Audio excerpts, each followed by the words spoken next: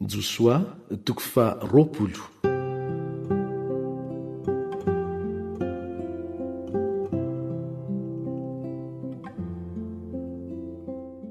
Ny nifidianana ny tanàna fantosirana ho an'izay nahafaty olona tsy nahy.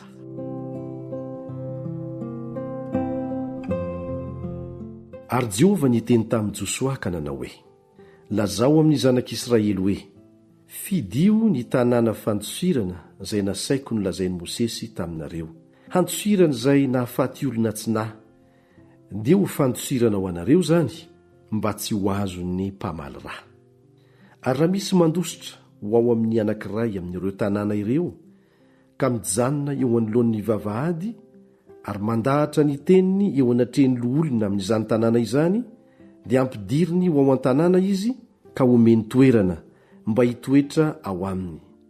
Ary raha manenjika azy ny mpamaly rà, dia tsy hanolotra ilay nahafaty olona ho eo an-tanany izy, satria nahafaty tsy nahy ny namany. Fa tsy dia nankala azy teo aloha, dia hitoetra ao amin'izany tanàna izany izy, mandra-pisehony eo anatrehan'ny fiangonana ho tsaraina sy mandra-pahafatiny izay mpisorona be amin'izany andro izany, dia hiverina ilay nahafaty olona ka hody any an-tanànany sy any an-tranony, dia any amin'ny tanàna izay nialany fony izy nandositra. Dia nanokana ny Kadesy any Galili any amin'ny tany avoan'ny Naftaly izy, sy Sekema any amin'ny tany avoan'ny Efraima, ary Kiriataraba, Hebrona izany, any amin'ny tany havoan'ny Joda.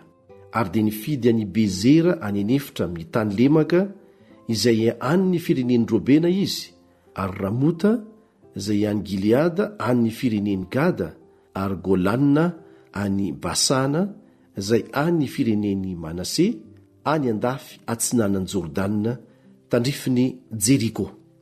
Ireo no tanàna voafidy ho an'ny zanak'Israely rehetra sy ny vahiny eo aminy, handosirana izay rehetra nahafaty olona tsy nahy, mba tsy ho fatin'ny tanany ny mpamaly rà izy mandra-pisehony eo anatrehan'ny fiangonana.